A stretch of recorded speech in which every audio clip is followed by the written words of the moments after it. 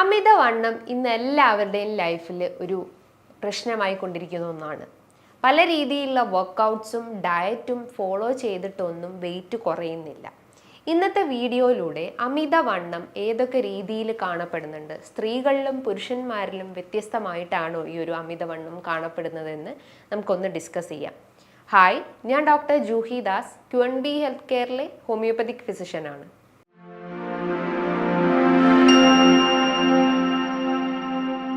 ഇന്ന് വളരെ കോമൺ ആയിട്ട് എല്ലാവരിലും കാണുന്ന ഒന്ന് തന്നെയാണ് അമിതവണ്ണം.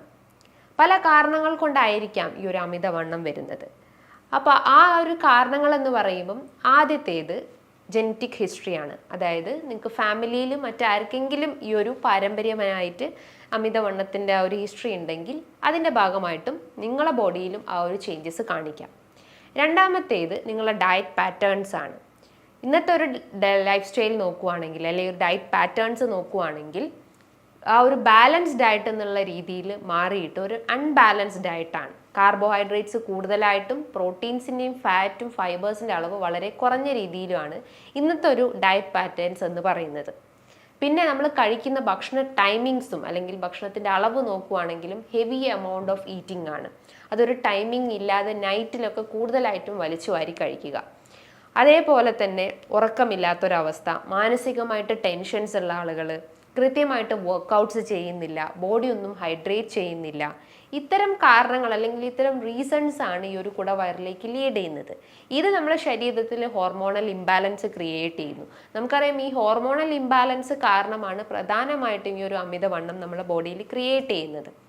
എക്സാമ്പിൾ പറയുവാണെങ്കിൽ PCOD കണ്ടീഷൻസ്, സ്ത്രീകളിൽ കാണപ്പെടുന്ന മെൻസ്ട്രൽ ഇറഗുലാരിറ്റിയിൽ വരുന്ന പോളിസിസ്റ്റിക് ഒവേറിയൻ ഡിസീസ് എന്ന് പറയുന്നത്, അതിൻ്റെ ഒരു മെയിൻ സിംറ്റംസ് അല്ലെങ്കിൽ മെയിൻ റീസൺ എന്ന് പറയുന്നത് അമിതവണ്ണമാണ്. അത് വന്നു കഴിഞ്ഞാൽ അല്ലെങ്കിൽ കുടവയറിൻ്റെ അല്ലെങ്കിൽ അമിതവണ്ണം വന്നു കഴിഞ്ഞാൽ ബോഡിയിൽ ഇൻസുലിൻ റെസിസ്റ്റൻസ് എന്ന കണ്ടീഷൻസ് ഡെവലപ്പ് ചെയ്യുന്നു.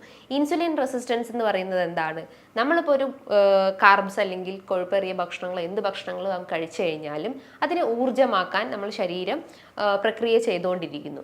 എന്നാൽ നമ്മൾ ഭക്ഷണം കഴിച്ചു, അത് ഊർജ്ജമാക്കാതെ അധികമായിട്ട് നമ്മൾ ഗ്ലൂക്കോസ് മോളിക്യൂൾസ് ബോഡിയിൽ എൻ്റർ ആവുകയും കൃത്യമായിട്ട് അത് എനർജി കൺവേർഷൻ നടക്കാതെ അത് ഫാറ്റ് ആവുന്നു. അതായത് എക്സസ് ആയിട്ടുള്ള ഗ്ലൂക്കോസിനെ ഫാറ്റ് ആക്കുന്നു. പക്ഷേ ഇൻസുലിന് അത് കൃത്യമായിട്ട് ഐഡൻറ്റിഫൈ ചെയ്യാൻ പറ്റുന്നില്ല. അപ്പോൾ അതിൻ്റെ ഭാഗമായിട്ട് ഈ ഒരു ഫാറ്റ് കൂടുതലായിട്ടും ഓർഗൻസിൽ ഡിപ്പോസിറ്റ് ചെയ്യുന്നു. അങ്ങനെയാണ് നമ്മുടെ ബോഡിയിൽ ഈ ഒരു ഓർഗൻ ഡാമേജ് ആയിട്ടുള്ള PCOS എന്ന കണ്ടീഷൻസ് ഡെവലപ്പ് ചെയ്യുന്നത്. അതായത് ഡയബറ്റിസ് ഓഫ് ഓവറി എന്നാണ് അതിനെ പറയുന്നത്. അപ്പോൾ അതിന് മെൻസ്ട്രൽ ഇറഗുലാരിറ്റീസ് കാണിക്കാം, ഈ ഒരു ഓവർ വെയ്റ്റ് കാരണം വന്നതാവാം, അല്ലെങ്കിൽ അക്കാന്തോസിസ് നൈഗ്രിക്കൻസ്, നമ്മളെ കഴുത്തിൻ്റെ ഭാഗത്തൊക്കെ ആയിട്ട് കറുത്ത പാച്ചസ് പോലെ കാണപ്പെടാം. മൊത്തത്തിൽ ഒരു ഡൾ ബൾക്കി അപ്പിയറൻസ് ആയിരിക്കാം.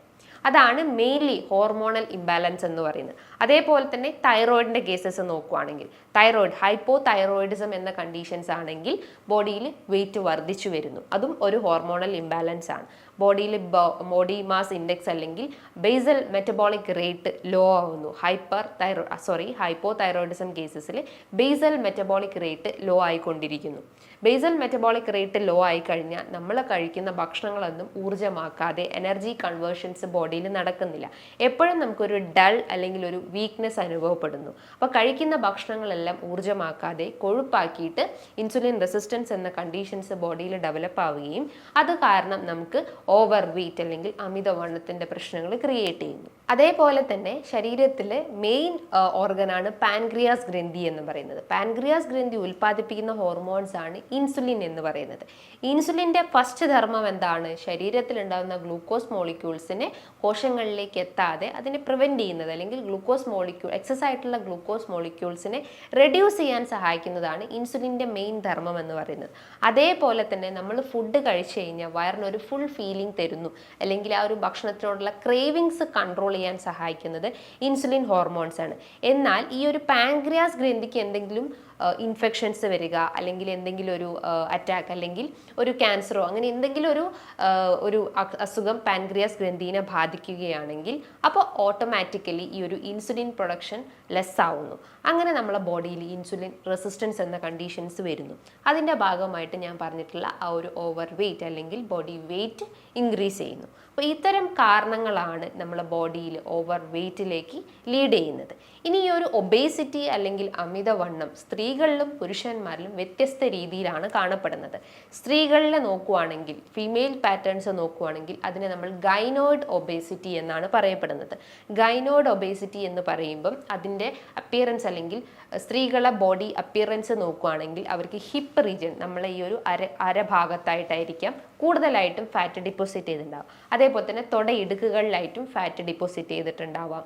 ഈ ഒരു അതായത് നമ്മളെ ഈ ഒരു ഹിപ്പിനാൽ ആ ഒരു ലോവർ പാർട്ട് ഓഫ് ദ ബോഡിയിലാണ് കൂടുതലായിട്ടും ഫാറ്റ് ഡിപ്പോസിറ്റ് ചെയ്തിട്ടുണ്ടാവുക. അപ്പം ആ ഒരു റീജിയൻസിൽ കൂടുതൽ ഫാറ്റ് ഡിപ്പോസിറ്റ് ചെയ്തിട്ടുണ്ടെങ്കിൽ നമുക്കറിയാം സ്ത്രീകളിൽ അല്ലെങ്കിൽ നമ്മളെ ബോഡി വെയിറ്റ് താങ്ങി നിർത്തുന്നത് നമ്മുടെ ജോയിൻസ് ആണ്. നമ്മുടെ ബോഡി വെയിറ്റിൻ്റെ ഫുൾ ആ ഒരു വെയിറ്റ് ബെയറിംഗ് കപ്പാസിറ്റി നമ്മുടെ ജോയിൻസിനാണ്, എസ്പെഷ്യലി നീ ജോയിൻസിനാണ്. അപ്പോൾ ബോഡി വെയിറ്റ് റേസ് ആവുമ്പോൾ ജോയിൻറ്റ് സംബന്ധമായിട്ടുള്ള കംപ്ലയിൻറ്റ്സ് സ്ത്രീകളിൽ വളരെ കോമൺ ആയിട്ട് കണ്ടുവരുന്നുണ്ട്. ഓസ്റ്റിയോ ആർത്രൈറ്റിസ്, റുമാറ്റോഡ് ആർത്രൈറ്റിസ്, അതായത് സന്ധികൾക്ക് തേയ്മാനം വരുന്നു, അല്ലെങ്കിൽ ആ വെയിറ്റ് നമ്മൾ ജോയിൻസിന് താങ്ങി നിർത്താൻ പറ്റാത്തൊരവസ്ഥ വരുന്നു.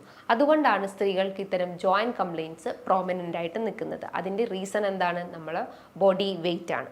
അതാണ് ഗൈനോയിഡ് ഒബേസിറ്റി എന്ന് പറയുന്നത്. എന്നാൽ പുരുഷന്മാരിൽ കാണപ്പെടുന്നത് ആൻഡ്രോയിഡ് ഒബേസിറ്റി.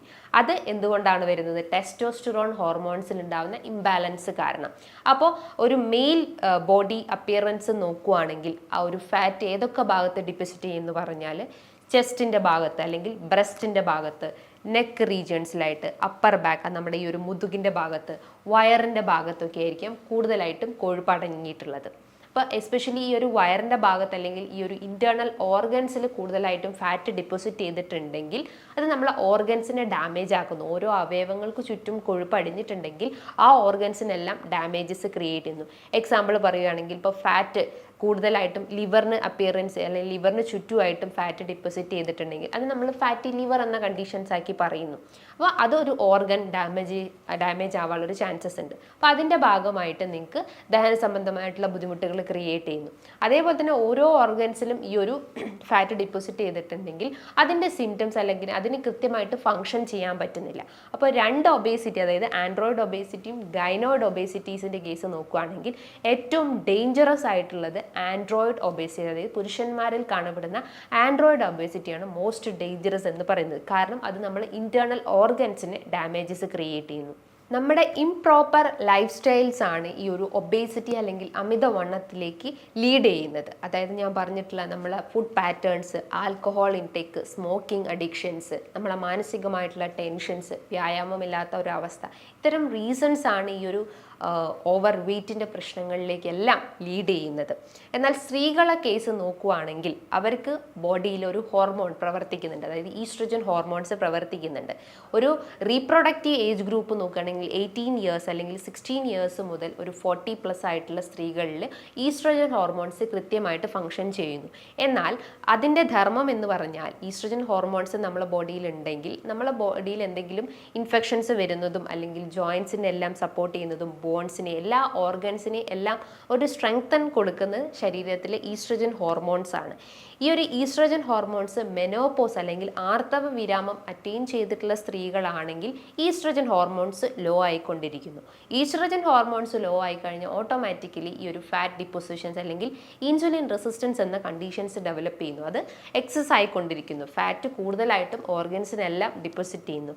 അതിൻ്റെ ഭാഗമായിട്ടാണ് മെനോപോസ് അറ്റൈൻ ചെയ്തിട്ടുള്ള സ്ത്രീകളിൽ അമിതവണ്ണത്തിൻ്റെ പ്രശ്നങ്ങളും കുടവയറിൻ്റെ പ്രശ്നങ്ങളും എല്ലാം ക്രിയേറ്റ് ചെയ്യുന്നത്. അപ്പോൾ ഏതൊരു ഒബേസിറ്റി ആയാലും, ഗൈനോയിഡ് ഒബേസിറ്റി ആവട്ടെ അല്ലെങ്കിൽ ആൻഡ്രോയിഡ് ഒബേസിറ്റി ആവട്ടെ, റീസൺസ് എല്ലാം ഓൾമോസ്റ്റ് സെയിം തന്നെയാണ്. അപ്പോൾ നമ്മൾ അതിൻ്റെ കാരണം ആദ്യം ഐഡൻറ്റിഫൈ ചെയ്യാൻ ശ്രമിക്കുക. അതിനുശേഷം കൃത്യമായിട്ടുള്ള ഒരു ഡയറ്റ് പാറ്റേൺ ഫോളോ ചെയ്യാൻ ശ്രമിക്കുക. ഡയറ്റ് പാറ്റേൺസ് എന്ന് പറയുമ്പോൾ എന്താണ്? ഒരു ബാലൻസ് ഡയറ്റാണ് ആദ്യം മെയിൻറ്റെയിൻ ചെയ്യേണ്ടത്. അതായത് കാർബ്സിൻ്റെ അളവ്, പ്രോട്ടീൻസിൻ്റെ അളവ്, ഫാറ്റ്സ്, മിനറൽസ്, മറ്റുള്ള എല്ലാ ധാതുക്കളും എല്ലാം തുല്യമായ രീതിയിൽ എടുക്കാൻ ശ്രമിക്കുക.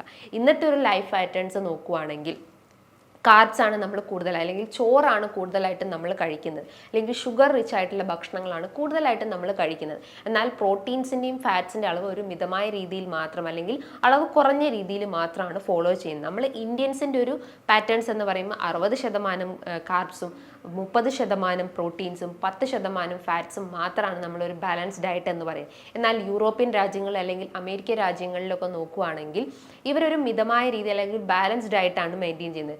കാർബ്സിൻ്റെ അളവ് ഒരു മിതമായ രീതിയിൽ, പകരം പ്രോട്ടീൻസും ഫാറ്റ്സും ഫൈബേഴ്സും എല്ലാം ഒരു ഹൈ എമൗണ്ട് രീതിയിലാണ് അവർ ഫോളോ ചെയ്യുന്നത്. എന്നാൽ നിങ്ങൾ ഫോളോ ചെയ്യേണ്ട കാര്യങ്ങൾ എന്ന് പറയുമ്പം ചോറിൻ്റെ അളവ് കുറയ്ക്കുക. ചോറ് എന്ന് പറയുമ്പം വൈറ്റ് റൈസ് പൂർണ്ണമായിട്ടും കട്ട് ചെയ്യാൻ ശ്രമിക്കുക. ഷുഗർ കംപ്ലീറ്റ് ആയിട്ട് കട്ട് ചെയ്യാൻ ശ്രമിക്കുക. ഷുഗർ കുറച്ച് കഴിഞ്ഞാൽ ശരീരത്തിൽ പല രീതിയിലുള്ള മാറ്റങ്ങൾ ഉണ്ടാകുന്നു. നമ്മളെ വെയിറ്റ് കുറയുന്നു, സ്കിൻ ഹെൽത്ത് ഇമ്പ്രൂവ് ചെയ്യുന്നു, ഹൃദയത്തിൻ്റെ ആരോഗ്യം മെച്ചപ്പെടുത്തുന്നു, തൈറോയിഡിൻ്റെ ആരോഗ്യം മെച്ചപ്പെടുന്നു, ദഹന സംബന്ധമായിട്ടുള്ള ബുദ്ധിമുട്ടുകളുണ്ടെങ്കിൽ അത് നമുക്ക് ബാലൻസ് ചെയ്യാൻ സഹായിക്കുന്നതാണ്. അപ്പോൾ ചോറിൻ്റെ അളവ് പരമാവധി കുറയ്ക്കാൻ ശ്രമിക്കുക. ഷുഗർ ഇൻടേക്ക് കുറയ്ക്കുക. നന്നായിട്ട് വെള്ളം കുടിക്കുക. ഡെയിലി ഒരു 8 ഗ്ലാസ് മുതൽ 10 ഗ്ലാസ് വരെ ഡെയിലി നമ്മളെ ഭക്ഷണത്തിനോടൊപ്പം വെള്ളം കുടിക്കാൻ ശ്രമിക്കുക. അതേപോലെ തന്നെ ഡെയിലി നിങ്ങളുടെ ഭക്ഷണത്തിൽ പച്ചക്കറികളും പഴവർഗ്ഗങ്ങളും ഉൾപ്പെടുത്താൻ ശ്രമിക്കുക. ചോറിന് പകരമായിട്ട് നിങ്ങൾക്ക് രാത്രി കാലങ്ങളിൽ സാലഡ്സ് കഴിക്കാവുന്നതാണ്. വെജിറ്റബിൾസോ അല്ലെങ്കിൽ ഫ്രൂട്ട് സാലഡ്സോ കഴിക്കാവുന്നതാണ്. രാത്രി കാലങ്ങളിൽ അല്ലെങ്കിൽ ഒരു 6 മണിക്ക് ശേഷം നിങ്ങൾ ഹെവി ഫുഡ് ഐറ്റംസ് പൂർണ്ണമായിട്ട് ഉപേക്ഷിക്കുക. കൂടുതൽ മസാലാസ് ചേർന്നിട്ടുള്ള അല്ലെങ്കിൽ ജങ്ക് ഫുഡ് പൂർണ്ണമായിട്ട് ഉപേക്ഷിക്കാൻ ശ്രമിക്കുക. ഡാർക്ക് ചോക്ലേറ്റ്സ് അല്ലെങ്കിൽ മയോണൈസ്, കൂടുതൽ കഫീൻ അടങ്ങിയിട്ടുള്ള ഭക്ഷണങ്ങളൊക്കെ രാത്രി കാലങ്ങളിൽ നിങ്ങൾ കഴിക്കുകയാണെങ്കിൽ അത് പല രീതിയിലുള്ള ഓർഗൻ ഡാമേജസ് ഉണ്ടാക്കുന്നു. അപ്പോൾ അത്തരം ദുശീലങ്ങളൊക്കെ പൂർണ്ണമായിട്ടും ഉപേക്ഷിക്കാൻ ശ്രമിക്കുക. ധാരാളം നട്ട്സ്, സീഡ്സ് ഒക്കെ ഉൾപ്പെടുത്താൻ ശ്രമിക്കുക. ഡെഫിഷ്യൻസീസ് ഉണ്ടെങ്കിൽ അത് നമുക്ക് ഇതിനോടകം കറക്റ്റ് ചെയ്യാൻ സഹായിക്കുന്നതാണ്. ഡെയിലി 2 ആൽമണ്ട്സ്, വാൽനട്ട്സ്, കാഷ്യൂ, ബദാംസ്, ഇത്തരം ഡെയിലി നട്ട്സ് കഴിക്കാൻ ശ്രമിക്കുക. വെയിറ്റ് ഓവറായിട്ടുള്ള ആളുകളാണെങ്കിൽ വർക്കൗട്ട്സ് ചെയ്യുക. നമ്മൾ ഹിപ്പിന് കൂടുതലായിട്ടും പ്രഷർ കൊടുക്കുന്ന രീതിയിലുള്ള വർക്കൗട്ട്സ് ചെയ്യാൻ ശ്രമിക്കുക. ഹൈ ലിഫ്റ്റ് ട്രെയിനിങ് എക്സസൈസ് ചെയ്യാൻ ശ്രമിക്കുക. ഡെയിലി നടത്തം, വാക്കിംഗ് ഒക്കെ ഫോളോ ചെയ്യാൻ ശ്രമിക്കുക. ടെൻഷൻസ് ഉള്ള ആളുകളാണെങ്കിൽ അത് ആദ്യം റെഡ്യൂസ് ചെയ്യാൻ ശ്രമിക്കുക. അതായത് വർക്കൗട്ട്സ് ചെയ്യാൻ ശ്രമിക്കുക. അതോടൊപ്പം തന്നെ പ്രാണായാമസും മെഡിറ്റേഷൻസും ഫോളോ ചെയ്യാൻ ശ്രമിക്കുക. റെഡ് മീറ്റ്സ് പൂർണ്ണമായിട്ടും കട്ട് ചെയ്യാൻ ശ്രമിക്കുക. റെഡ് മീറ്റ്സ് എന്ന് പറയുമ്പം ചുവന്ന മാംസങ്ങൾ, പോർക്ക്, ബീഫ്, മട്ടൻ, ഇതെല്ലാം പൂർണ്ണമായിട്ടും ഉപേക്ഷിക്കാൻ ശ്രമിക്കുക. ചെറിയ മത്സ്യങ്ങൾ നിങ്ങളെ ഭക്ഷണത്തിൽ ഉൾപ്പെടുത്താൻ ശ്രമിക്കുക. ഈ കാര്യങ്ങൾ നിങ്ങൾ ഡെയിലി ഒന്ന് ഫോളോ ചെയ്ത് നോക്കുക. അല്ലെങ്കിൽ ഒരു 1 മന്ത് കൃത്യമായിട്ടൊന്ന് ഫോളോ ചെയ്യുക. അല്ലെങ്കിൽ ഒരു ഡയറ്റ് ചാർട്ട് ഉണ്ടാക്കിയാൽ അത് കൃത്യമായിട്ടൊന്ന് ഫോളോ ചെയ്ത് കഴിഞ്ഞാൽ നമുക്ക് ഈ വെയിറ്റിൻ്റെ പ്രശ്നങ്ങൾ 1 മാസം അല്ലെങ്കിൽ 1-2 മാസം കൊണ്ട് കുറയ്ക്കാൻ സഹായിക്കുന്നതാണ്. ഇനി ഇതുമായി ബന്ധപ്പെട്ട് നിങ്ങൾക്ക് എന്തെങ്കിലും ഡൗട്ടുകൾ ഉണ്ടെങ്കിൽ താഴെ കാണുന്ന നമ്പറിൽ കോൺടാക്റ്റ് ചെയ്യാവുന്നതാണ്. നല്ലൊരു ഹെൽത്ത് ടോപ്പിക്കുമായി വീണ്ടും കാണാം. താങ്ക്